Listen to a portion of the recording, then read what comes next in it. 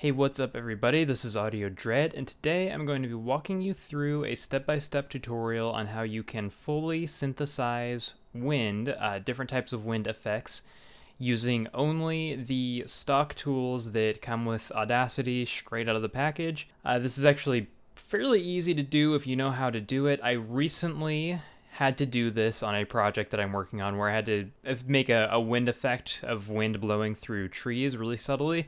And the thing about wind is that microphones absolutely hate it. So recording it is very difficult unless you have absolutely top tier equipment specifically made for it. You probably can't record wind very effectively. It's almost always easier to just synthesize it entirely, and I'm going to be walking through how to make different types of wind, how to make it into a loop, very beginner stuff. And you can sometimes, if you shake a tree branch in front of a Foley mic, you can get something kind of similar.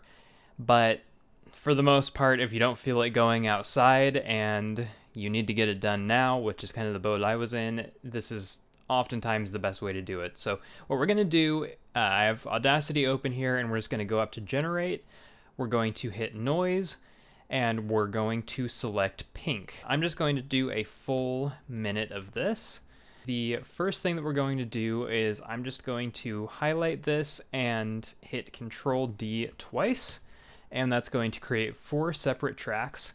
And I'm going to select the first one here. We're going to solo it out. So as you can see, it's just really harsh as it is right now. So what we're going to do is we're going to go up to Filter Curve under Effects, flatten this out, and we're just going to make some different variations of EQ. So first I'm going to do just kind of the bassy end. So I'm going to roll off everything below, or above rather, 200 hertz. The filter curve in Audacity is not the greatest, but with some practice you can get pretty good at doing a good gradual roll off. So I'm just going to roll all of that off. Let's just preview that real quick. There you go, and as you can see, you're already starting to hear a bit more of that wind effect. I'm going to bring this back just a little bit because it's still got a little more of the high end than I would like.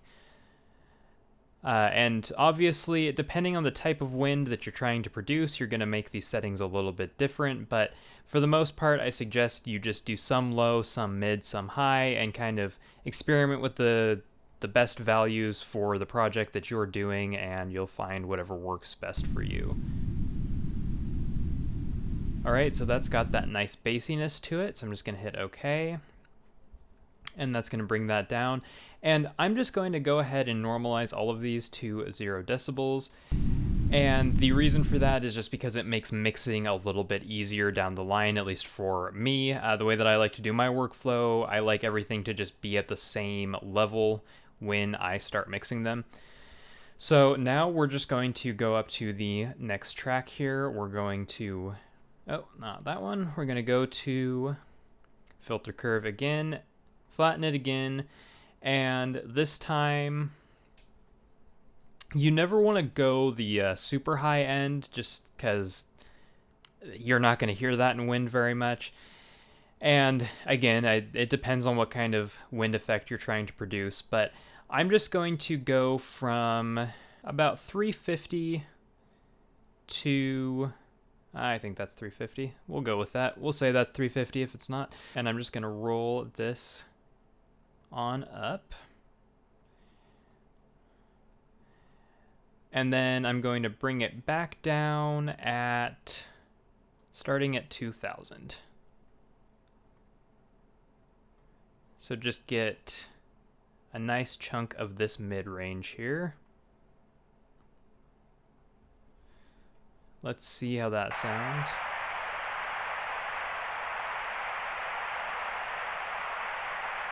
Alright, so obviously that's not a layer that on its own would sound very good, but because we're mixing it with so many other layers, that can definitely be in there. That almost makes it more in the... Yeah, that almost sounds more rain-esque and again, maybe you want rain. So now let's go to this next one. Once again, we're gonna flatten it out, and let's go low mid. So let's roll it off starting at 200.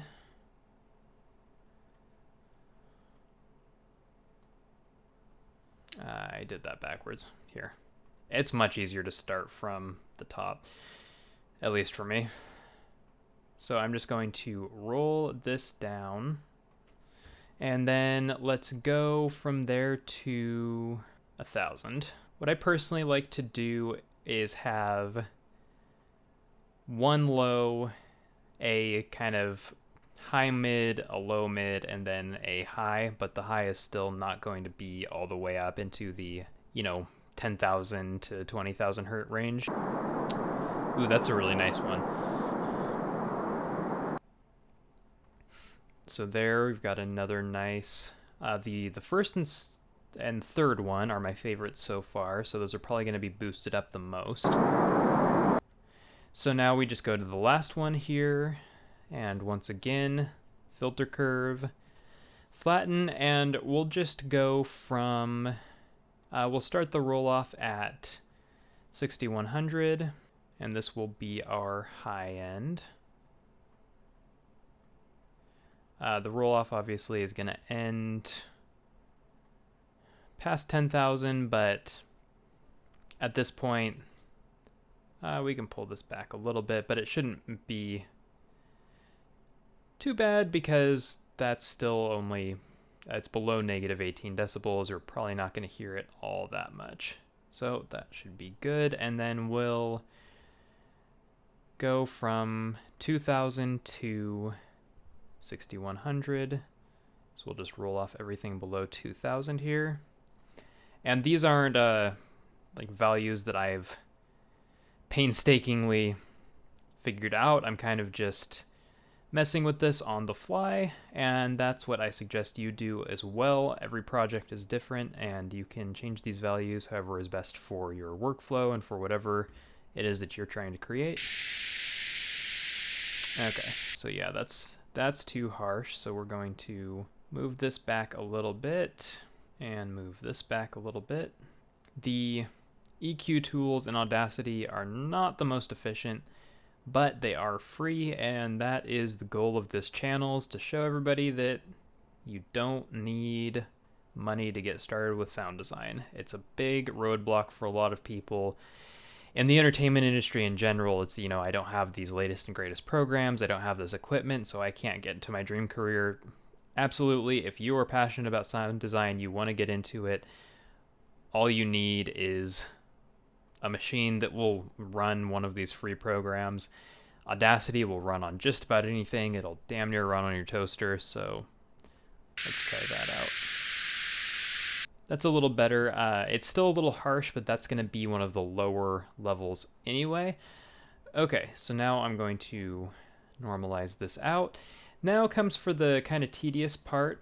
We're going to do some dynamic pitch shifting just to add some variance here. So I'm just going to select a random chunk of this, and what I suggest doing is hitting Control X and Control V, which will separate this part of the track out.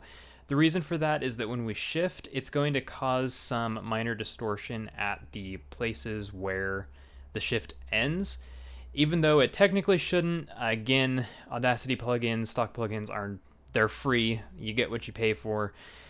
So it's easy to repair when you know where it is, and just having this break right here is an easy way to find where it's going to be, because otherwise you have to comb through and it gets really tedious.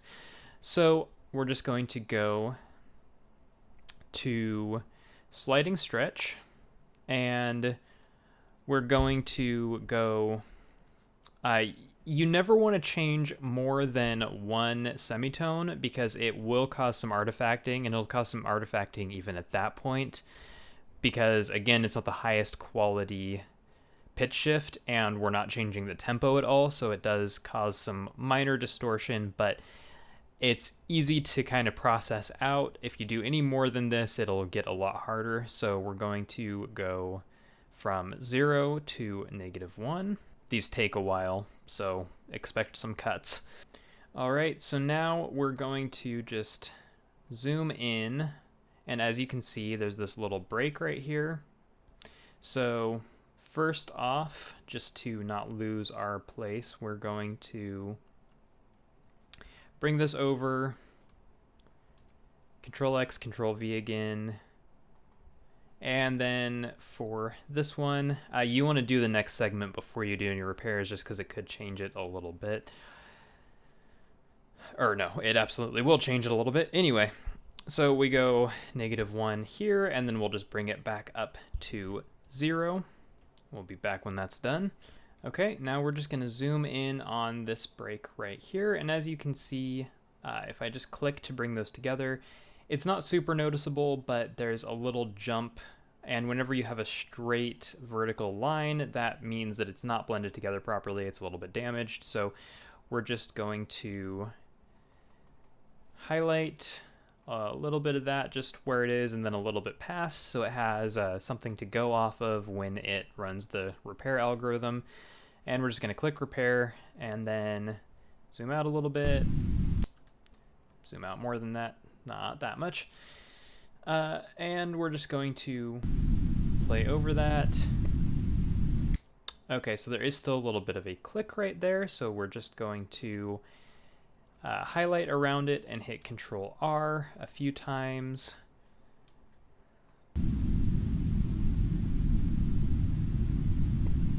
And there's still a bit of one, so we're going to...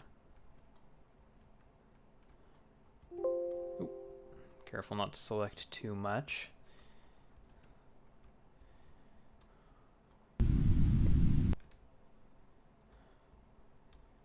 Still...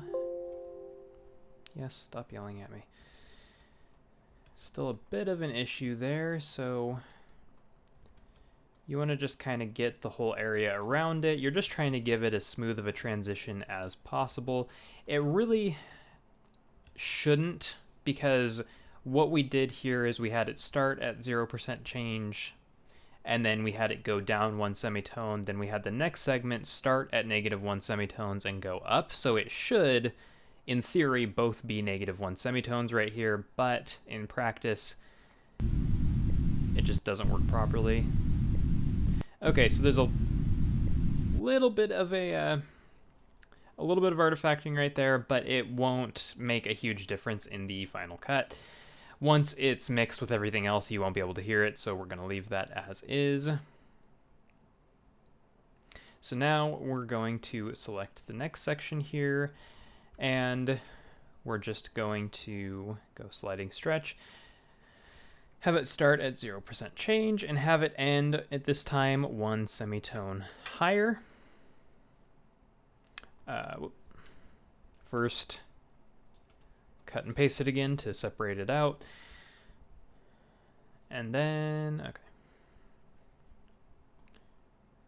Just go back in here, run that again. We'll be back when that's done. All right, so now once again, we're just going to zoom in here. Looks like there's less of an issue there. That's not what I wanted to do. Gotta get so used to hitting Control R that I accidentally just do the last regular effect. Okay. Okay, there's definitely something there. So something that you can sometimes get away with is actually just, well, actually I don't want to do that here because then it's going to reduce the length of it compared to the others. So we're just going to do the same thing again.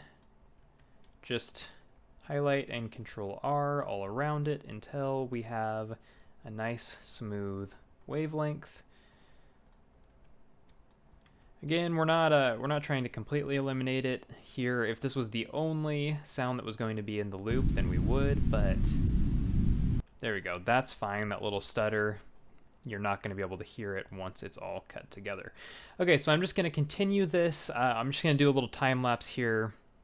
Again, all I'm doing is selecting at random, cutting and pasting and then doing different dynamic pitch shifting. Some of these I will do one semitone, some of them I'll do a half semitone, sometimes I'll go up a semitone and then down a half semitone, and then back up a semitone, then down to 0. Play around with it. You want to just get some different variation, and you want to do slightly different settings on every track so that they all layer together in unique ways and you're not just having one consistent loop. So I'll be back once I've done all of these, or actually I'll just speed this up and give you a little time lapse of me going through all of this.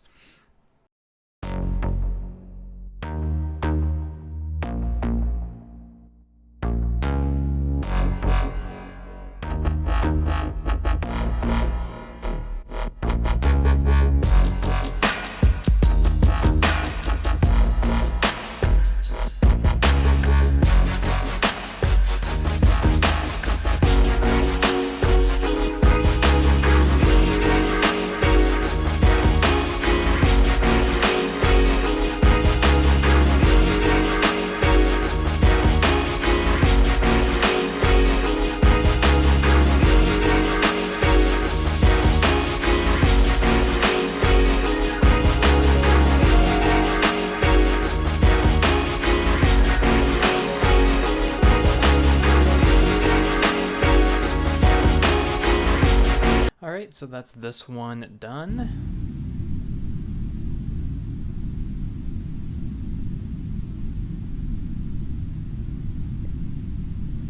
And as you can hear, there's just a little bit of variation there. It's not super noticeable or intense, but there's also, if you really listen, a little bit of artifacting there, so we'll take care of that later. So I'm just going to do the rest of these.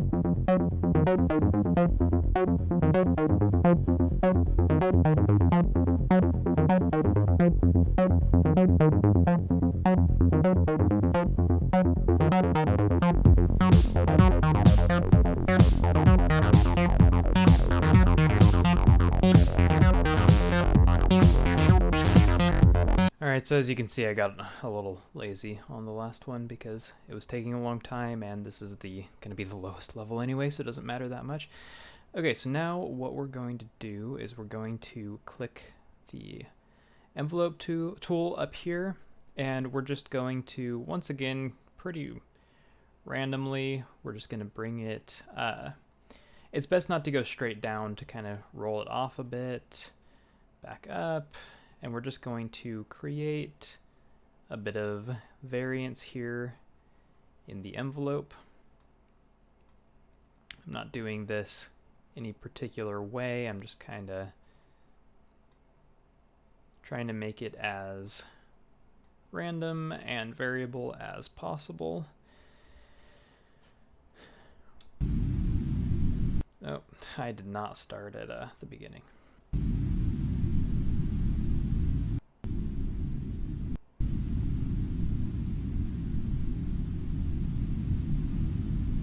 All right, on to the next one, and we're just going to do the same thing. This goes a lot quicker. Here, let's zoom in a little bit here. Just going to roll it down, roll it back up. You want to try to make it fade in and out at different times, just to add to the variation of it. That way some are louder while others are quieter. Bring that in. It doesn't have to be exactly reverse like this one. I'll start it a little early because there's 4 of them, so you just want to kind of make it just as random as possible. Something, a mistake that a lot of people make when synthesizing natural sounds is they make them too perfect, and nature sounds are not that perfect. So you want to have a good amount of variation there. And I'm just leaving the beginning and end at full volume because it makes looping it a little bit easier later on. And the envelope tool, especially when you're making fine adjustments like this, it's pretty forgiving. And when you're layering together multiple sounds, it's not going to sound too off if you do it a little sloppy. That's why I'm kind of just playing with it a little bit. I like to solo out the track that I'm messing with, even though I'm not playing any audio, just because it's having it be the only thing that's colored makes the entire thing a little less busy for me, which just makes it easier to pay attention to what I need to be paying attention to. Okay, so now we're just going to hit Control A to select everything. I'm going to normalize it all just to make sure. And then obviously, if you play that, it sounds atrocious because everything is way too loud. So we're going to turn, the way I like to mix, so at this point it's just mixing and mastering. The way I like to mix layers together is just turn them all down to around -18 decibels, because that pretty much guarantees that they're not going to be clipping. Alright, but as you can see, that still sounds just like white noise at this point, because there's no proper mixing going on. So because the first and third were my favorite, I'm going to bring both of those up to, let's bring them up to -4. We don't want to go full volume with those just yet, but we will see.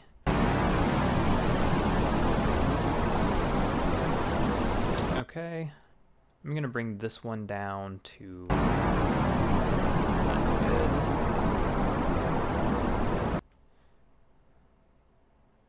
Let's bring these down to, let's bring you down to 20. Let's bring these down to -8.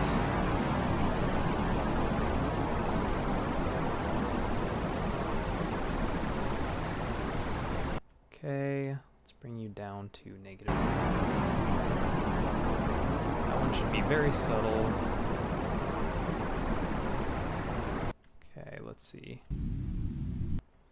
Let's bring you up a bit. Let's see.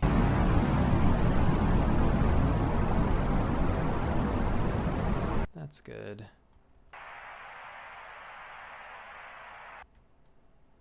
Bring you down to 23.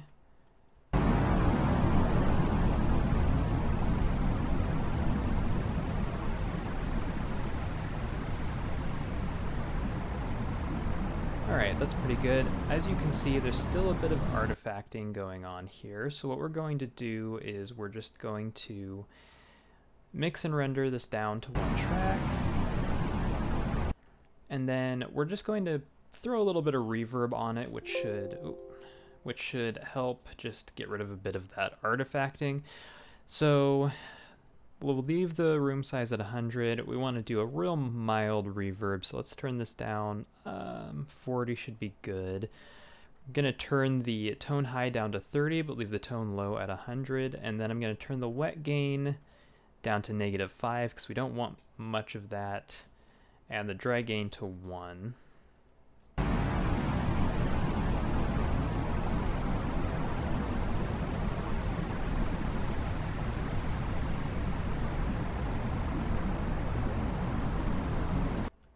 still a bit of that there, so I'm just going to repeat that. And then let's normalize it down to -12. I'm going for a lighter wind here.